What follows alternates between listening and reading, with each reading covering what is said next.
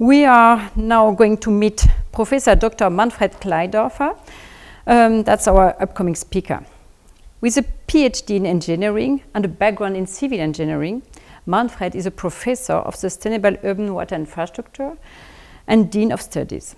He's been making waves in urban water management and climate change adaptation. As the chairman of the IWA Joint Committee on Urban Drainage, is also creating sustainable solutions for urban water changes like floods and droughts. So, Manfred, we cannot wait for hearing your presentation. Thank you very much. Thank you very much for the invitation. I hope you can hear me. I was asked to talk a bit about resilient urban flood management with the focus on modeling. It's great that I have the opportunity. Thank you very much.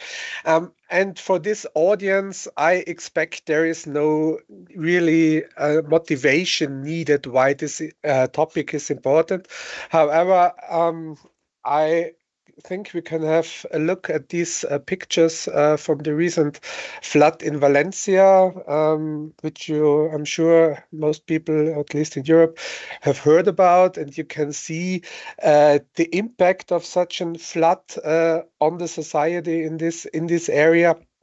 And I think the pictures are quite impressive and remind us all how important the resilience, to talk about the resilience of urban drainage systems or to flood systems in general are.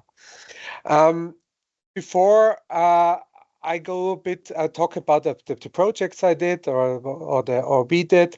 The terminology, I followed the presentations today a bit, and of course resilience already was a topic. I would also give a definition here. There is not the one definition.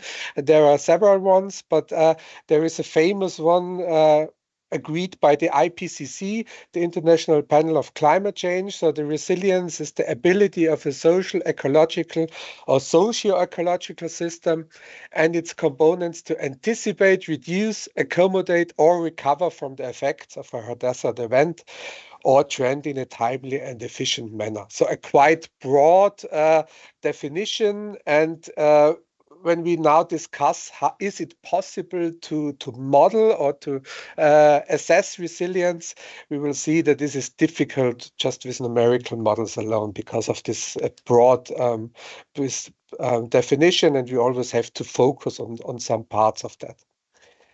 Another terminology question, what is flooding? Now today I talk about urban flooding, also called pluvial flooding. So it's not the flooding that's related to rivers, which has a bit different effects and impacts or also causes. For pluvial flooding, we have two aspects. It's the surface runoff and it's the flooding coming from the drainage system. And when we model these two parts, surface runoff and drainage systems, we typically, or there are different options, but sometimes we use that coupled surface drainage system model, also then called 1D, 2D system. 1D, the pipe system under the ground, and 2D is the surface runoff on the surface. This is an example of such a flood hazard model that we use, for example, coupled 1D, 2D software. There are different software developers who offer that capabilities to link the drainage system and the surfaces. And what we then do is to predict water levels on the surfaces, flooded areas, flow velocities, to get an estimation of the flood risk. And if we have more information on the surface, we can also say if a building is affected, if the water is entering a building or not. So we can use a model to estimate the flood risk for urban areas with these numerical models. Some things are really difficult to model. So these are also pictures from the past, but what we typically do not model is infrastructure destroyed, or even if it's not destroyed, how fast does it go back to functionality after the event? So we have seen in the last disasters and in the last events in Valencia, but also in Austria this year, or in Germany in 21, that pipe systems were filled with mud and dirt, and even if they were still there, it was not possible, or not so easy possible, that they come back to functionality. They had to be cleaned before with a lot of effort, and it's really it's hard to model these aspects of resilience. So how fast can we recover our systems after an event? In one of our projects, we targeted with a combined approach, and I would like to explain that a bit as a starter here, to combine qualitative methods and quantitative methods. The quantitative method, mainly a model that we have seen, the qualitative methods based on expert knowledge. And we were looking into the urban drainage failures and malfunction, both pipe and sponge city concepts, or decentralized stormwater management concepts. So for the central system, like conduit blockage or blocked inlets, that's the typical malfunctions. But also for the blue-green infrastructure, like green roof erosion, or tree peat clogging, or clogging of permeable pavements. So we can also look into these types of malfunctions of green infrastructure. Let's start with the qualitative approach. Here we use the FMEA analysis, failure mode and effect analysis, long history.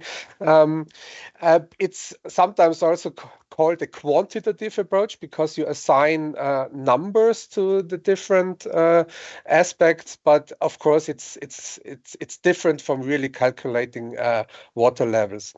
The FMEA approach is based on interviews with stakeholders, so people that know their system, that have experience with their system.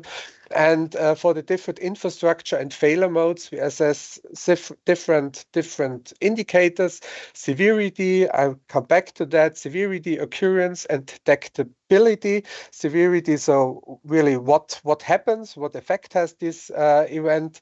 The occurrence is how often does it happen, and detectability, is it easy to detect? Even so, if it's not easy to detect, it's worse. Here are some examples of our grading system for severity, and we divided that into infrastructure, neighboring system, and environment. And here you can see, for example, no need to read that all, but you can see, for example, that aspects as how fast does a system come back to operation? Does it need extensive repair after the event, or does it come back to normal stage without external influences? Can be covered in such a grading system. So this is the severity on the infrastructure itself. So is that pipe or whatever, is this destroyed, or does it stop to work? Then we have the severity, we have the impact on the neighboring system, like the infiltration swale that stops working can have an impact on the pipe system.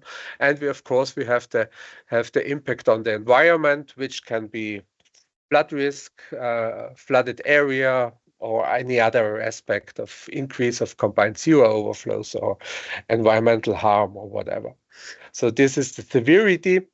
Another example, then the occurrence classification. So how often does this happen? This is related to return period. So yeah, you can discuss about the ranking, but the approach is quite obvious. And detectability maybe also to mention. So an error that is detected with a very high probability gets a low rank, so because it's easy to see it and then to repair it. An error that is very unlikely to detect gets a high rank.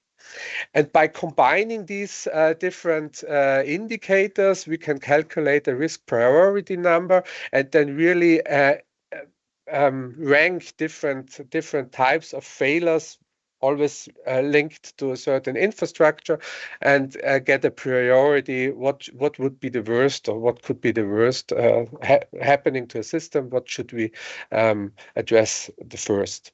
There is also a report, sorry for English speaking audience, currently only available in German, with a lot of this evaluation for our case study. There is a link at the end. On the other side, we have our flood model. We have a quantitative approach. That is the coupled 1D, 2D model, which calculates water levels or flow velocity, as I mentioned, and even such a model, to mention that before, validation always is a question, especially on flooding events, because they do not happen so often. So it's hard to get data for validation. And even if there is data, of course, typically there's no measurement data of water levels on the surface, for example. So we validated on damage descriptions by the fire brigade. There was an event in 2020, which caused quite some problems, and we validated our model that it was able also to predict what in reality caused that problems. And then we used that model to look into malfunctions. So we closed pipes, we changed the parameters of infiltration swales, and so on. Always linked to a certain type of failure, like sewer breakages of a main sewer, or certain sewers, or colmatation of the pores. These are just two examples, and looked into the effect on the flow velocity or on the flood risk related to that model. Finally, we compared these two approaches. I don't want to get too much into detail because, of course, it's very case specific here.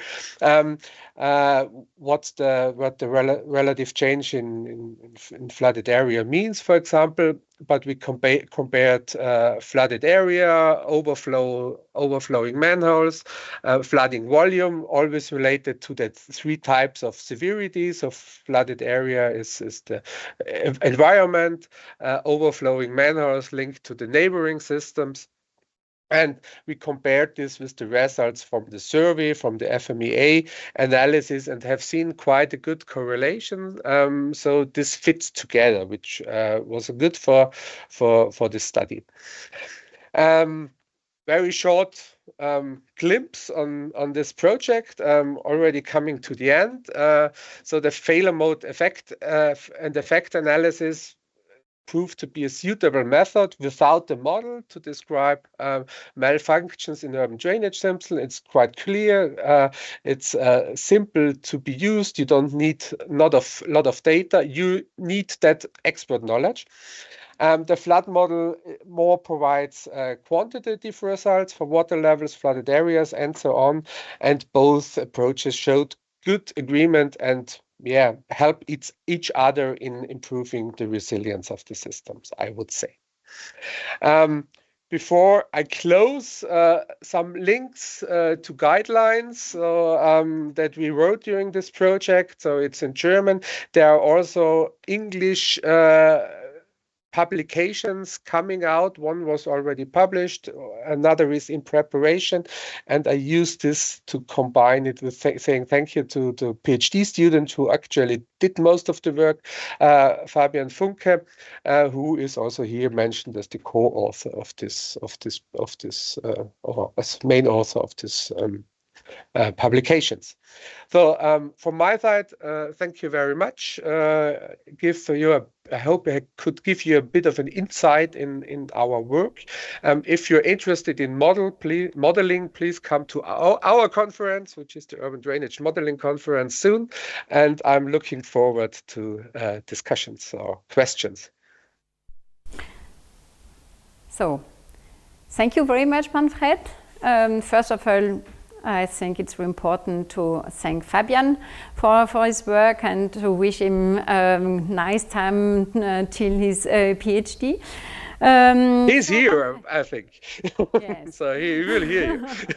That's great. But we've heard before, Manfred, the collaboration is a key issue for increasing urban water resilience. And you presented some very valuable solutions from your research. And the question is, how can policymakers and urban planners utilize the insight from your multi-objective assessments to implement fluid management strategies that are both effective and scalable? I would say that starting the discussion of what could happen in a drainage system before it happens is the most important step to address that resilience and to talk about potential impacts on the different aspects, what could happen, either with a model or is any other approach like the FMEA analysis. Gives the advantage that it really can also start to communicate these problems to stakeholders, to the people who give the money, to explain to them what are the effects, and of course also to give solutions. So what are the options to mitigate that effects, to rank also adaptation options or mitigation options in terms of effective use of money. Then you can say, what are my most important targets now? What are my most important problems? And where should I spend the money first? So I think this is the important step, is really to start the discussion there. Thank you, Manfred. So I'm sorry we don't have so much time for a second question, but use the possibility to chat with Manfred. I will do that.